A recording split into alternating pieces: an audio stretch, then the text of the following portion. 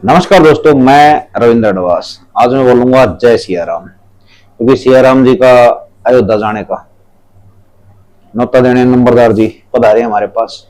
और जो पीले चावल आजकल चल रहे हैं श्री राम जी के, वो हमको देने आए हैं।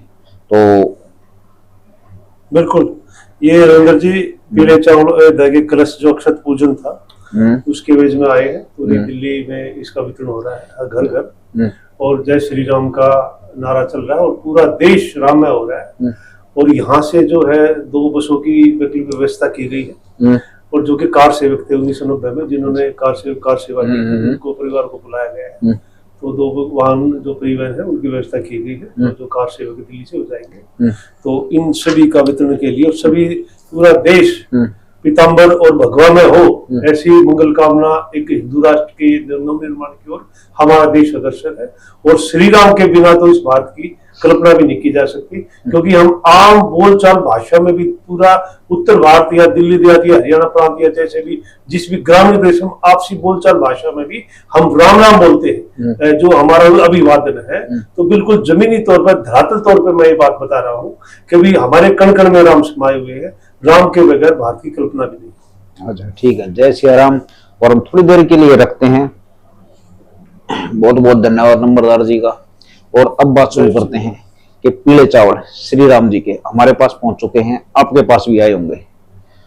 लेकिन इन पीले चावलों पे ओचंदी बॉर्डर में क्या कांड हुआ वो बताते हैं। किसका दुस्साहस हुआ, किसके साथ बदतमीजी की गई, हमारे बुजुर्गों की कैसे वहां पे इज्जत उछाली गई, बेइज्जती की गई, और तब भी हमारा देहात क्यों चुप है। ये बहुत सी बातें हैं। अब आते हैं पार्टियों पे। अगर पार्टियों पे चल जाती श्री राम के नाम से, किसी को भी क्या समस्या हो सकती है। क्या श्री राम बीजेपी के हैं, क्या श्री राम कांग्रेस के हैं, कुछ ऐसा है? ऐसा तो मेरे ख्याल से कुछ नहीं है। यही कुछ मुद्दे हैं जो ओचंदी बॉर्डर, जो आजकल धरना चल रहा है एसटीसी का, तो वहां की कमेटी ने और वहां के जो कुछ ज्यादा ही जोशीले हकदार बने बैठे हैं, उन्होंने वहां पे बदतमीजी की सतबीर फौजी और पदम राणा और उनकी टीम के साथ। हमारे पास एक मैसेज आया ग्रुप में, ये देखिए। उसके बाद हमने जांच पड़ताल की तो हमने पाया वहां पे जो बिल्कुल गवाह थे, जिन्होंने देखा अपनी आंखों से, उन्होंने खुद बताया हमको कि वहां पे पदम राणा और सतबीर फौजी और उनकी टीम के साथ बदतमीजी की गई। वहां पे हरियाणा से कोई किसान नेता आया था आजाद नाम से, उन्होंने और उनकी टीम ने, वहां पे कुछ लोकल यूट्यूबर भी थे जो अपने आप को ही मेरे ख्याल से सब कुछ समझ बैठे हैं। तो उन्होंने इन बुजुर्गों के साथ लगातार बदतमीजी की। इनको बल्कि दलाल भी कहा गया। दलाल एक बहुत बड़ी गाली है। अब वहां पे दलाल कौन है और इन बुजुर्गों को क्यों कहा गया, इसमें सतबीर फौजी पदम राणा बिल्कुल सामने थे। वहां पे जिद बहस भी हुई। लेकिन हमारी नाराजगी किस चीज से है? जो घटिया आदमी है उन्होंने अपना घटियापन दिखा दिया, लेकिन हमारा देहात क्या कर रहा है, ओचंदी गांव क्या कर रहा है, कुतुबगढ़ गांव क्या कर रहा है, आसपास का एरिया है, बवाना है, बहुत बड़ा गांव है, वो क्या कर रहा है?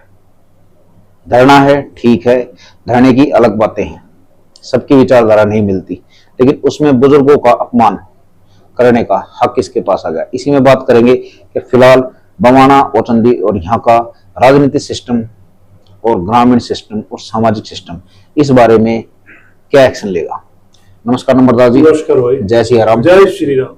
अच्छा नंबरदार जी, ये जो पीले चावल है जी, ये जब ओचंदी बॉर्डर धरने पे पहुंचे जी, तो वहां पे जो एक कोई आजाद नाम तय नेता था, किसान नेता, ठीक है भाई, किसानों की लड़ाई लड़ रहा है, किस हिसाब से लड़ रहे हो उनका मैटर है, वो अलग चीज है, उसको लंबी बहस चलेगी। लेकिन सतबीर फौजी और पदम राणा और भी जो एक्टिव है शुरू ही, जिनके कंधे पे धरना चल रहा है, अगर यही धरने पर हट जाएंगे तो धरने का कोई मूल मंत्र बैठता ही नहीं।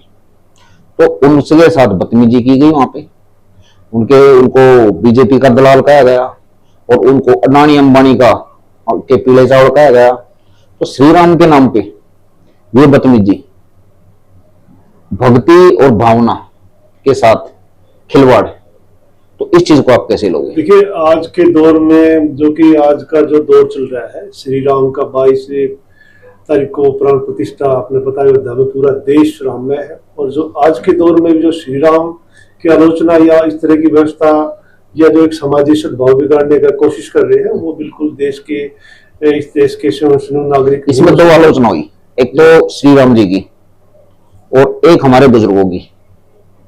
तो आप पहले आते हैं हम बुजुर्गों की, पद्म राणा जी और सतवीर फौजी और उनकी टीम काफी दिन से यहाँ पे सोशल सिस्टमों में एक्टिव रहती है और काफी धरणों में, कुतुबगढ़ भी धरने में बैठे थे, वो पंजाब खोड़ भी बैठे थे, या वो चंदी बॉर्डर भी बैठे हैं, और भी बहुत सी चीज है। पद्म राणा ने तो एक बार सिर्फ अपने देहात के लिए बिल्कुल मरने की नौबत आ गई थी, भूखे रहे थे कई महीने वो। तो आप ये बताइए, इतने बड़े जो हमारे बुजुर्ग हैं, सम्माननीय है और सामाजिक हिसाब से बहुत कद बड़ा है इनका, तो इनके साथ जो वहां पे बदतमीजी की गई, इनको जो दलाल कहा गया, तो क्या वो जो गाड़ियां दी गई वो इनके लिए थी या पूरे देहात को उसका खामियाजा भुगतना पड़ेगा? देखिए, सबसे पहले मैं आपको बिल्कुल स्पष्ट कर दूं, जितने भी मेरे भाई देख रहे हैं वो भी, कि श्री राम की आलोचना बिल्कुल नागवार है, बिल्कुल सहन नहीं की जा सकती। दूसरी बात, जो सनातन धर्म का अपमान करेगा वो किसी भी तरह बिल्कुल एक किस्म से सहन नहीं किया जाएगा। दूसरी बात, ये जो राम का नहीं वो किसी काम का नहीं। और जहां तक आप पार्टी की बात कर रहे हो, देखिए स्वतंत्रता के बाद एक तथा कथित पार्टी ने इस तरह का माहौल बढ़ाया जो आज भी बढ़ाया जा रहा है कि भी किसी एक राष्ट्रीय पार्टी के खिलाफ, जो एक हम राष्ट्रीय विचारधारा को लेकर चल रहे हैं, उसमें सभी समाहित है। आपके हिसाब से वहां पर आलोचना हो रही है एक किसी पार्टी पक्ष को लेके कि भाई जो इस पक्ष के हैं कि उनकी आलोचना जो करी, जो आप कह रहे हो नाम विशेष लेके भी, को सतवीर फौजी और जिन्होंने 1975 की लड़ाई लड़ी, युद्ध किया पाकिस्तान के खिलाफ, आज उसको यहाँ बंदी करने का प्रयास किया जा रहा है। दूसरी बात, कोई राणे जो असल में जो घटना हुई थी हुई क्या थी? देखिए, ये घटना बड़ी दुर्भाग्यपूर्ण है हमारे एरिया। अपने शब्दों में बताइए। इस तरह की जो बातें हो रही है, आप इस तरह का जो तथाकथित नहीं, हमें पॉइंट टू पॉइंट अपने शब्दों में बताइए कि वहां पे इनके साथ दुर्व्यवहार कैसे हुआ, घटना किसने की? पॉइंट ये है कि अभी जो है वहां की जो रिपोर्टें आ रही है वो किसी लगता है कि किसी तथाकथित पार्टी विशेष ने अपना एक वर्चस्व स्थापित करने के लिए वहां पे इनको किसी को जो धरना हाईजैकर के रूप में किया जा रहा है। और जो यहाँ के स्थानीय नागरिक है या स्थानीय गांव है, देखिए वो नुमाइंदे तो अपनी बात लेके पहुंचे क्योंकि उनका क्षेत्र है, वो अपने क्षेत्र में अपनी आवाज उठाएंगे। सतवीर फौजी और पद्म राणा जी के साथ क्या घटना हुई? देखिए, दुर्व्यवहार किया गया, उनको किसी पार्टी एजेंट भी कहा गया कि ये लोग पीले चावल यहाँ पे श्री राम का वितरण कर रहे हैं और ये बीजेपी के इस तरह के एजेंट है। देखिए, बीजेपी के एजेंट होना एक अलग चीज है, लेकिन श्री राम राष्ट्रीय धरोहर है। ये पीले चावल और इस तरह की जो ये बात किन्होंने कही का प्रभाव है वो बिल्कुल ये मान लीजिए कि सहन नहीं किया जाएगा। और ये बिल्कुल सोचने की विषय है कि किसी भी धरने विषय पे ये पार्ट इस तरह कुकृत्य हो रहे हैं वहां पर, और जो इस तरह का उनको जिस तरह का गाली गलौज या जो आप कह रहे हैं सभ्य भाषा की हुई है, देखिए इस तरह की बिल्कुल सहन नहीं किया। बवाना जो बावनी है, ये बावनी क्षेत्र है, कोचंदी हमारे क्षेत्र में आता है, तो हमारी जिम्मेवारी है कि वहां पे इस तरह की जो ये गैर वाजिब जो आदमी या घटनाएं वहां पे की जा रही है उससे नहीं की जाएगी। पवार तक ये बात पहुंच चुकी है, हम इस पे बड़ी कार्रवाई करेंगे। आसपास के क्षेत्र को इस पे क्या एक्शन लेना चाहिए? इनको बहिष्कार करेंगे, जो भी इस तरह के अवांछित व्यक्ति इधर उधर से आए हुए हैं या जो भी वहां पर दखलंदाजी, जो भी आगे बुजुर्गों का अपमान करते हैं या इस तरह राष्ट्रीय अपमान करते हैं या हिंदू धर्म सनातन का अपमान करते हैं या जो इस तरह का वितरण वहां पे इस तरह सिर्फ अपने आप को स्थापित करने की दिशा में एक गैर वाजिब जो है सामाजिक और गैर सनातनी और बिल्कुल राष्ट्र विरोधी गतिविधियों को बढ़ा दिया जा रहा है, ये बिल्कुल सहन नहीं किया जाएगा और पूरा क्षेत्र इसके खिलाफ है। और हमारे क्षेत्र में एक बड़ी सतवीर फौजी के शब्दों के द्वारा बताऊंगा, मेरी बात हुई थी उनसे, तो उन्होंने कही कि कई यूट्यूबर है वहां पे जो अपने को न्यूज वाला बोलते हैं और अपने हिसाब से धरने को चलाते हैं, वो वहां पे पूरा स्वांग तो दिखाते हैं कि भाई ये बंदा बैठेगा यहाँ पे, ये नहीं बैठेगा। वो हरियाणा से आए हुए हैं, तो उनको कई बार यहाँ से बहिष्कार करके निकाल भी दिया, उनको लात भी मारी गई, उनकी पिटाई भी की यहाँ भी और नारा भी, लेकिन वो फिर दोबारा वहीं पे आ जाते हैं। तो ये तो वो बात होगी कि जिसकी उतर की लई उसका क्या बिगाड़ेगा कोई? प्रांत और जो क्षेत्र की लड़ाई है उसमें हरियाणा से हमारा कोई विशेष विरोध नहीं है, क्योंकि हरियाणा भी हम सब नहीं वैसे आदमियों से समाहित है। लेकिन कुछ अवांछित आदमी अगर इस तरह की कुर्ते वहां पे करते हैं, उनको सहन नहीं किया। जहां तक आप बता रहे हो उनका बहिष्कार भी किया गया, हम भी गए थे वहां पे, उनको ये भी कहा गया देखिए कोई आंदोलन अगर शांतिपूर्ण किसी भी विषय का करना है तो कोई दिक्कत नहीं, लोकतंत्र है, अपनी आवाज उठाइए। लेकिन इस तरह का जो सामाजिक ताना बाना सनातन के खिलाफ अगर किस तरह की पुरजोर किस तरह की गैरवाजिब कोशिश है तो बिल्कुल इस तरह का कौन सहन करेगा? आप बताओ। थोड़ा धरने पे आते हैं, इसमें शुरू से आखिर तक जो भी हमने पैटर्न चेक किए, इन्होंने कोई भी लीगल पॉइंट सही तरह से नहीं किया। किसानों को कुछ भी तरह की सुरक्षा नहीं देने पर ये जो धरना की कमेटी है ये सिर्फ हवा हवाई बातें करती हैं। और शुरू से आखिर तक ये कांग्रेस प्री प्लान तरीका है, उसमें कोई ऐसा नहीं है कि संदेह करने की बात। इसमें उपेंद्र हुड्डा के लड़के भी, जो दीपेंद्र हुड्डा है वो भी आए, कुछ कांग्रेसी नेता भी आए, दिल्ली से भी कांग्रेसी नेता इकट्ठा हो रहे हैं। वहां पे जो इनके खिलाफ कुछ कहता है या जो मुद्दे की बात कहता है या किसानों के मुद्दे की बात कहता है या कोई कहता है कि भाई आप कागजी कार्रवाई करो, या जो आपने किसानों पे वो कह रहे हैं कि भाई हाईकोर्ट में हमारा केस चल रहा है इस मैटर पे, कमेटी कह रही है, लेकिन उसका जब केस नंबर मांगते हैं, जानकारी मांगते हैं, तो वो एलिगेशन कुछ दूसरे तरह से लगाते हैं, जैसे सतवीर फौजी पे लगाई कि भाई तुम बीजेपी से हो। वहां पे एक मिथ्या ये भी आ रही है। पहले तो ये बताइए, क्या कांग्रेस प्री प्लान ये जो धरना कर रही है ये कांग्रेस का ही धरना है? तो ये बताइए किसानों का धरना कहां से होगा? देखिए, बिल्कुल आप इस तरह की जो बातें जाहिर कर रहे हैं कि पार्टी विशेष का इस तरह का बनाव, अभी तक इस धरने को किसी भी किसान संगठन ने अपने झंडे बैनर के तले नहीं लिया है। जब तक ये किसानों के इतने धड़े हैं, इतने गुट हैं, इतने इनके संगठन बने हुए हैं किसानों के, जो तो कोई संगठन अपने अंदर ये नहीं कहेगा भी हमारे प्रायोजित चल रहा है या फिर हमारे संगठन के अंदर चल रहा है तो वो किसानों का धरना नहीं कहा जाएगा। वो आप जहां तक आप किसी पार्टी विशेष की बात कह रहे हैं, हो सकता है पार्टी विशेष में ये बातें आवाजें आ रही हैं, लोगों की बिल्कुल आवाजें आ रही इस तरह की कि धरना कहीं ना कहीं किसी तथाकथित पार्टी ने हाईजैक कर लिया है। ये हाईजैक करनी या किसी पार्टी विशेष के द्वारा फिर दूसरी पार्टी पे आरोप लगाना लोकतंत्र के लिए ठीक नहीं। कह सकते हैं ये किसानों का धरना कम है, ये कांग्रेस का धरना ज्यादा है। देखिए, बिल्कुल इस तरह का जो, हाँ या ना? देखिए, इस तरह का बिल्कुल इसमें सहमति है बिल्कुल, और ये चल रहा है ऐसा कि भी कहीं ना कहीं जब कोई धड़ा किसान का कुछ सामने आ नहीं रहा तो कहीं ना कहीं किसी पार्टी के द्वारा प्रायोजित किया जा रहा है, और कहीं ना कहीं दूसरी पार्टी में इस तरह का जो आरोप लगाया जा रहा है वो ठीक नहीं है। ये राष्ट्र विरोधी सद्भाव बिगाड़ने का प्रयास है। वो जहां तक धर्म विशेष की बात है कि धर्म या व्यक्तिगत जो गणमान्य नागरिक है उनके खिलाफ इस तरह की तो समाज इसका बहिष्कार करेगा। अच्छा ये बताइए, जैसे ये सतवीर फौजी जी है और पदम जी है, तो वहां पे एक दूसरी तरह की बात और आ रही है कि भाई उन्होंने क्या किया, उन्होंने कमेटी से ये सवाल किया कि आप जो केस कह रहे हो कि हमने केस दर्ज करवाया है हाई कोर्ट में, उसका केस नंबर दीजिए। तो असली झगड़ा इस बात पे हुआ है। उन्होंने बाकी दलाली पलाली तो बाद में उन्होंने घुसेड़ दी वो चीजें, लेकिन कह रहे हैं कि असली चीज ये हुई है, सूत्रों से हमको पता चला है।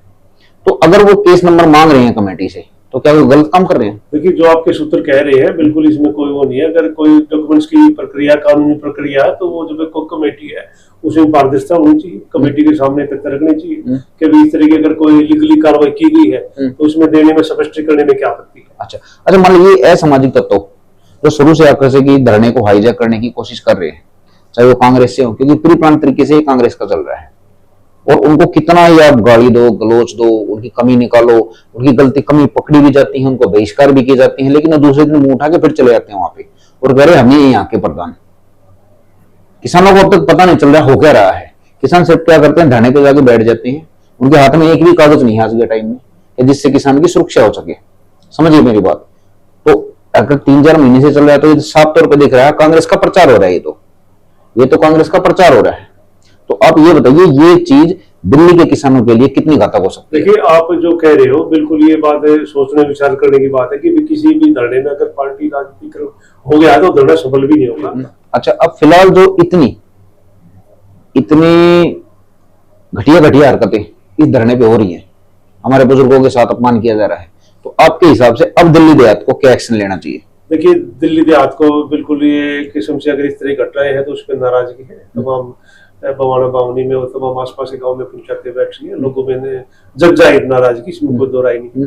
दूसरी बात, ये दिल्ली देहात इस बारे में एक्शन लेगा और अपनी लड़ाई खुद लड़ने के लिए कोई अच्छे व्यक्ति जो किसान संगठनों के लिए बिल्कुल हमदर्द है या बिल्कुल निस्वार्थ भाव से काबू आगे आएंगे और इस धरने को लंबा लेकर चलेंगे और इसका आगे इसका राजनीतिकरण बिल्कुल नहीं होने दिया जाएगा। अच्छा, देखिए, ये कुछ बातें थी जो भक्ति से, किसानों से, श्री राम से, अयोध्या से, बीजेपी कांग्रेस से और इस धरने के पीछे क्या घपला चल रहा है उसको उजागर कर रही हैं।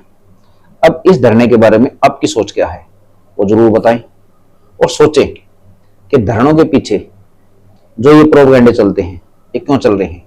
सार्वजनिक सीधी सी बात है, केस नंबर दीजिए, कोई डॉक्यूमेंट्स पब्लिक को ऐसा दीजिए कानूनी प्रक्रिया के आधार पे कि उनके खेत में कोई भी नुकसान ना हो सके, सुरक्षा मिले किसानों को। ऐसा नहीं कि तीसरे दिन इन किसानों को आप थाने में बिठा के रखो, इनकी पकड़िया वहां पे उछालो, उनको फर्श पे बिठाओ आधी आधी रात को। मैं महिलाओं को लेके जाओ थानों में, और थानों में एक एक दिन 2-2 दिन महिलाएं बंद रहती हैं, तो ये कहाँ की बात हुई। और फिर धरने पे आने के बाद उन्हीं बुजुर्गों के साथ ये अपमान की शैली क्यों चल रही है?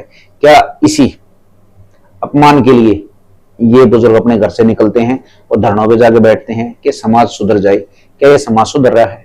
अगर दिल्ली के आसपास, औचंदी के आसपास के जो गांव हैं, उनके नौजवान, उनके समाज सेवी कर क्या रहे हैं? उनके बुजुर्गों के साथ ये अपमान हो रहा है, सरेआम हो रहा है, तो आप कर क्या रहे हो? क्या किसी भी प्रवक्ता को या नेता को या व्यक्ति को इतना अधिकार है कि वो बुजुर्गों का इस निम्न श्रेणी तक अपमान कर सके? अगर नहीं तो एक्शन लीजिए, क्योंकि आपको सिर्फ भ्रष्टाचार से नहीं लड़ना, इन झूठे धरणों से भी लड़ना पड़ेगा। नमस्कार दोस्तों।